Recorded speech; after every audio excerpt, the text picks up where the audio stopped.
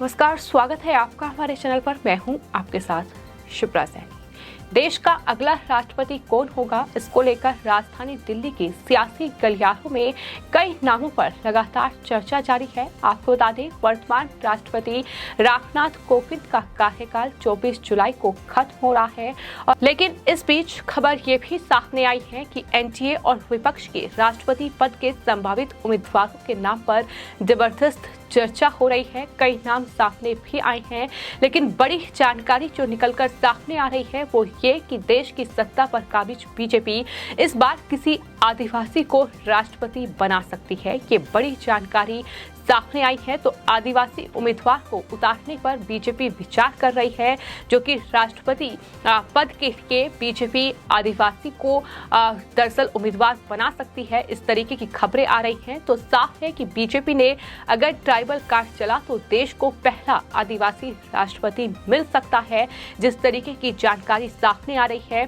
दैनिक भास्कर की एक रिपोर्ट के मुताबिक केंद्रीय मंत्री अर्जुन मुंडा, जुअल ओरांव, पूर्व राज्यपाल द्रौपदी मुर्मू, छत्तीसगढ़ की राज्यपाल अनुसुईया उइके प्रमुख आदिवासी नेता हैं और उनके नामों पर ही चर्चा चल रही है। इसके अलावा रामेश्वर ओरांव, जिनके नाम राष्ट्रपति पद के लिए चर्चा में है, तो ये तमाम राजनीतिक चेहरे हैं जिनके नाम फिलहाल सुर्खियों में है कि इनमें से ही कोई देश का अगला राष्ट्रपति होगा। लेकिन ये आने वाले वक्त में देखना होगा कि क्या बीजेपी किसी आदिवासी को ही राष्ट्रपति पद का उम्मीदवार बनाती है या फिर नहीं।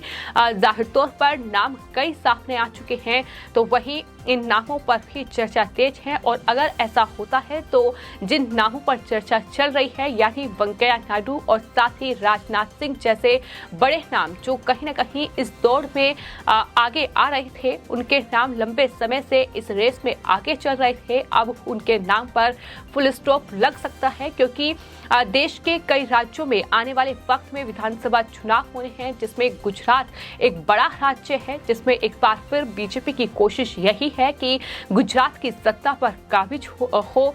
लेकिन सवाल ये भी है कि जिस तरीके से बीते कुछ चुनावों में बीजेपी वहां आदिवासियों को साधने में कामयाब नहीं हो पाई है, क्या इस तरीके से एक आदिवासी को राष्ट्रपति बनाकर बीजेपी साफ तौर पर यह संदेश आदिवासियों के बीच पहुंचाना चाहती है कि इस तरीके से वो राष्ट्रपति देश का एक आदिवासी नेता को बनाना चाहती है। ये साफ तौर पर तमाम मीडिया रिपोर्ट में दाखिल किए गए हैं। दरअसल देश के प्रथम नागरिक को चुनने के लिए जो चुनाव हो रहा है, उसके जरिए बीजेपी 2024 के लोकसभा चुनाव और जाहिर तौर पर कई राज्यों में विधानसभा चुनावों के समीकरणों पर भी ध्यान रख रही है। और इस तरह बीजेपी एक तीर से कई अचूक निशाने साधने की जुगत भिड़ा रही है।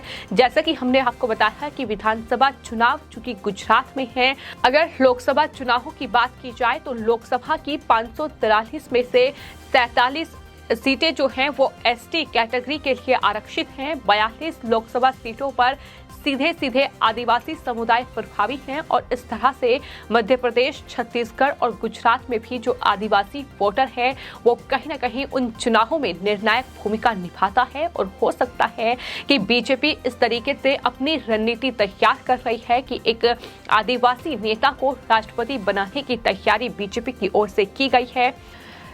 तो आपको बता दें, न सिर्फ गुजरात बल्कि छत्तीसगढ़ में भी 2023 में विधानसभा चुनाव होने हैं। और जिस तरीके से लंबे वक्त से बीजेपी का गढ़ एक तरीके से गुजरात बन चुका है, जिस तरीके से बीजेपी एक के बाद एक गुजरात विधानसभा चुनाव में जीत हासिल कर वहां सत्ता पर काबिज हो रही है, लेकिन ये भी सच है कि गुजरात में बीजेपी आदिवासियों को साधने में उतनी सफलता नहीं हासिल कर पाई है। और ये माना जा रहा है कि 182 सदस्य विधानसभा में 27 सीटें एसटी के लिए आरक्षित हैं। गुजरात में बीजेपी को 2007 में सिर्फ 13 और 2011 में 11, 2017 में मात्र 9 सीटें ही मिल सकी थी। जो आदिवासी सीटें हैं 27 सीटें, उनमें से महज ये सीटें जो है बीजेपी ने हासिल की थी। राज्य में करीब 14% आदिवासी हैं जो 60 सीटों पर निर्णायक भूमिका में है।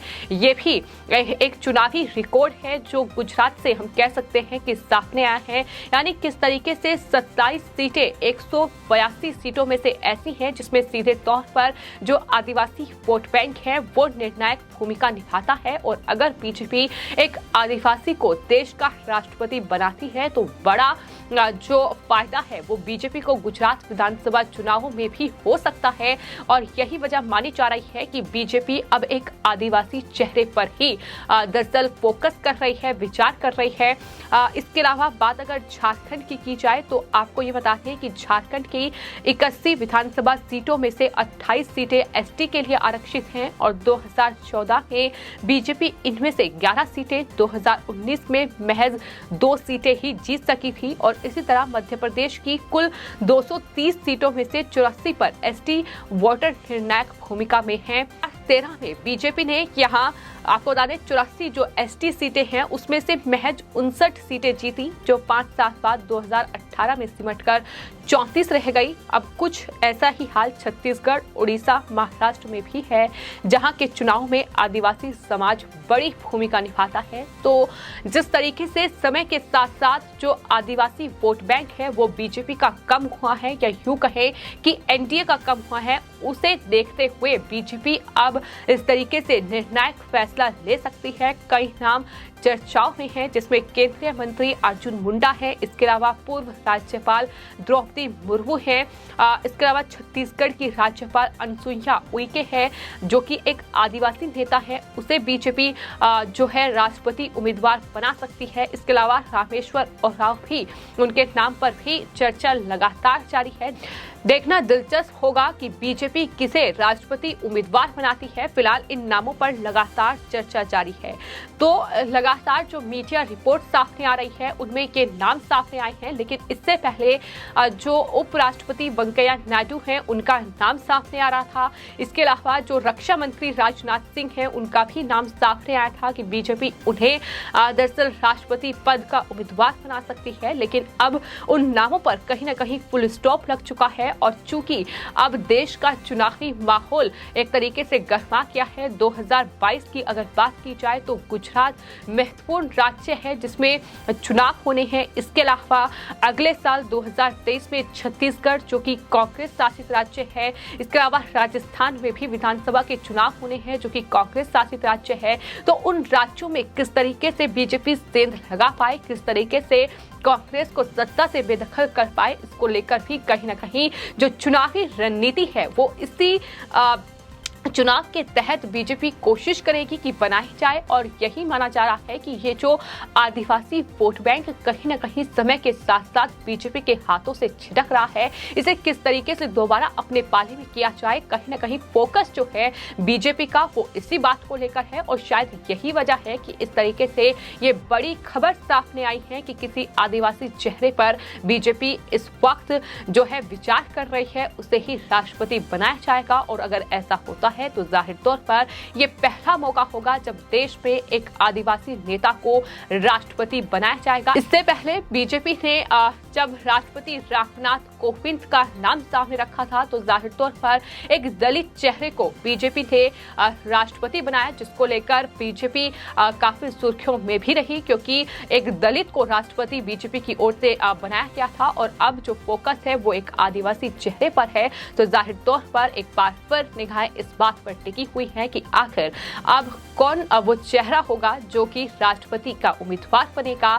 और देखना दिलचस्प होगा कि क्या आने वाले वक्त में देश को पहला आदिवासी राष्ट्रपति मिलता है या नहीं। लेकिन ये साफ है कि जो मीडिया रिपोर्ट में दावा किया गया है कि कई नाम सामने हैं, तो तमाम चुनावों के मद्देनजर और 2024 के लोकसभा चुनाव को ध्यान में रखते हुए उसके मद्देनजर बीजेपी ये बड़ा फैसला ले सकती है। फिलहाल आपकी इस पूरे मामले पर क्या राय है हमें कमेंट बॉक्स में जरूर लिखें और चैनल को सब्सक्राइब करें। धन्यवाद।